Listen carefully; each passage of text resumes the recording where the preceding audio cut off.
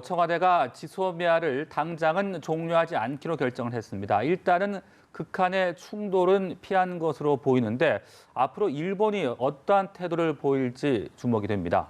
관련 소식 한신대 하정문 일본학과 교수 전화 연결해 들어보겠습니다. 교수님 안녕하십니까? 네, 안녕하세요. 네, 자, 이처럼 지소미아 종료가 일단 연기가 됐는데요. 그런데 이 일본 정부는 한국을 백색 국가에서 제외하는 조치는 유지를 하겠다고 지금 밝혔습니다. 그렇다면 이게 일본의 태도에 어떤 전향적인 변화가 있다고 봐야 하는 건지 어떻게 보고 계십니까? 예, 전향적인 변화는 있다고 보여지고요. 일본 정부는 지금까지 한국 정부에 대해서 일절 대화를 하지 않겠다라는 의사도 표명을 했었기 때문에 일단 대화의 장이 마련됐다는 의미에서는 진전됐다고 볼 수 있습니다만 조금 전에 말씀하신 대로 화이트리스트에 제외한다는 거에 대해서는 전혀 언급을 하고 있지 않기 때문에 일단은 입구가 마련되었다라는 표현이 가능할 것 같습니다. 예, 지난 3개월 동안은 아무런 반응이 없었습니다. 이렇게 막판에 반전이 생겼는데 이런 상황을 어떻게 보시고 계시나요? 예, 아무래도 지난주에 왔었던 미국의 에스퍼 국방장관도 그랬고요. 미국의 노력이 없었으면 아마 지금 현재의 변화는 저는 만들어지기 어려웠다고 생각이 됩니다. 사실 양국 정부의 수상을 포함해서 대통령께서도 계속적으로 현재의 방침을 고수한다는 얘기를 해왔었고요.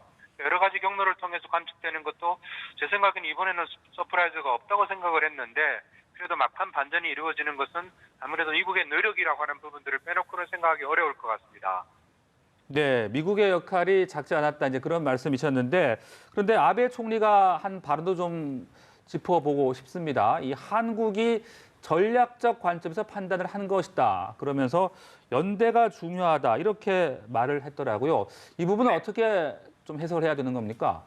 네, 전략적 판단에서 저는 일단 한국이라는 주어가 중요할 것 같아요. 왜냐하면 지금 현재 상황의 변화는 일단은 한국이 먼저 일본에 대해서 지소미아 그리고 WTO 제소를 잠시 중단한다라는 의미의 얘기를 했기 때문에 한국의 일종의 이제 대화를 제안했다라는 표현을 아베 수상은 일본 국민들에게 과시하고 싶은 것 같고요. 근데 그 안에 있던 연대라고 하는 부분은 최근에 북한 상황이 아무래도 여의치 않게 돌아가고 있기 때문에 그런 측면에서 한일 간의 일종의 북한에 대한 견제 역할 이런 것들을 연대라는 단어에 함축시킨 게 아닌가 그렇게 보여집니다.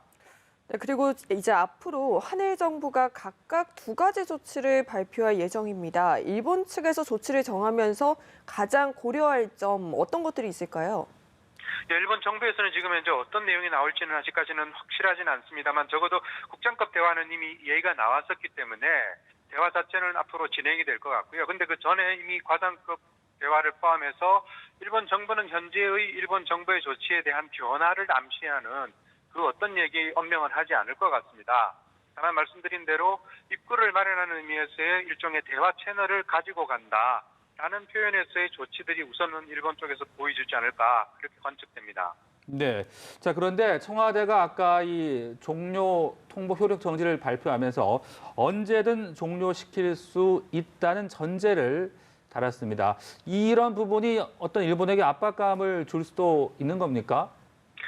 일본의 압박감이라고 하기보다는 일본도 사실은 미국의 노력이라고 하는 것은 한국에만 온 게 아닐 것 같고요. 일본도 당연히 압박을 받았을 테니까 그런 의미에서 보자면 한국 쪽에서 언제든지 종료할 수 있다라고 하는 것은 표현을 바꾸면 11월 22일 오늘 원래 자정으로 종료가 되는데요. 11월 22일이 계속적으로 끊임없이 이어질 수밖에 없다라는 표현이니까 앞으로도 11월 22일 달력을 넘기지 못하는 상황이라고 보는 게 맞을 것 같습니다. 그런 면에서 보자면 실질적으로 변화는 앞으로 일어날 부분이기 때문에 양국의 협상과 대화가 어떻게 진행될 것인가는 아직은 미지수라서 사실은 섣부른 결단을 예단하기가 대단히 어려운 상황이라고 보여집니다. 일단 오늘의 발표로 인해서 지소미아 종료는 멈춘 상태입니다. 앞으로 압박을 느낀 일본이 어떤 태도를 보일지가 가장 궁금한데 대화를 잘 이어갈까요? 어떻게 생각하시나요? 저는 그 부분에서 일본 정부가 원래는 일본의 이제 경제산업성입니다만 한국의 산업통상자원부와 관련된 즉 그 무역과 관련된 대화가 부족했기 때문이라는 것들을 이유로 들었지 않습니까? 그렇다고 한다면 3년 동안 중단이 되었던 2016년 6월 이후에 중단되었던 국장급 대화를 지속해 나가면서 일본 정부가 자신들이 부족하다고 생각했던 부분을 채워진다고 판단할지 안 할지 물론 이 부분도 아직 미지수입니다만 적어도 그까지 가는 길이 한국이 지소미아의 종료를 선언하면서까지 사실은 벼랑 끝 전술을 구사한 것이나 마찬가지거든요. 저는 그런 면에서는 일단은 긍정적인 해결 가능성이 보여졌기 때문에 일본으로서도 여러 가지를 저울질하면서 조금은 지금까지와는 유화적인 반응, 그러니까 조금 더 한국에 대해서 유연한 반응을 보일 수 있는 가능성은 확인이 된다, 이렇게 볼 수 있습니다. 네, 이런 가운데 강경화 외교부 장관 20개국 외교장관 회의에 참석하기로 오늘 임박을 해서 확정을 지었습니다. 그렇다면 네. 강 장관이 일본을 방문하는 동안 좀 더 진전된 논의, 어떤 대화의 자리가 만들어지지 않을까 그런 기대를 좀 해볼 수 있겠습니까? 예, 강 장관께서 직접 일본 정부 관계자와 만나서 협상에 대한 구체적인 내용을 조율하기보다는 제가 볼 때는 협상을 어떻게 진행할 것인가, 일종의 이제 절차와 방식에 대한 부분을 조율하는 게 우선이라고 생각이 되고요.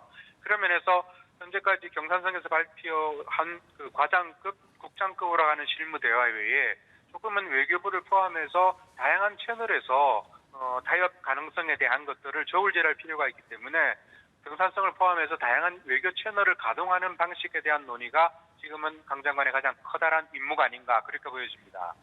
예, 그렇다면 이번 결정으로 일단은 한미일 간의 안보 협력 차질에 대한 우려가 해소되는 분위기다라고 말할 수 있을까요? 해소라기보다는 유보라고 하는 것들이 맞을 것 같고요. 제가 아까 말씀드렸듯이 11월 22일에서 23일로 넘어가지 않도록 하는 것이기 때문에 한국 정부가 밝혔듯이 언제든 중단할 수 있다고 한 것은 저는 일본 정부도 양해를 했다고 보여지고요. 그러니까 그런 면에서 최악의 상황이긴 하겠습니다만 정말 11월 23일이 오게 될 상황을 과연 누가 원인을 제공하는 것인가를 놓고 결국 나중에는 책임 공방이 될 가능성이 있겠지만 적어도 그 상황을 오늘자로서는 한일 양국이 유보로 합의한 것이다 라고 하는 것이 정확한 표현이 아닐까 싶습니다. 네, 그러니까 일단은 중지된 것이다, 유보가 된 것이다, 이제 그런 말씀이신 것 같은데 그렇다면 네. 앞으로 이 지소미아 관련 사안 어떻게 좀 양국이 풀어나갈 수 있겠습니까?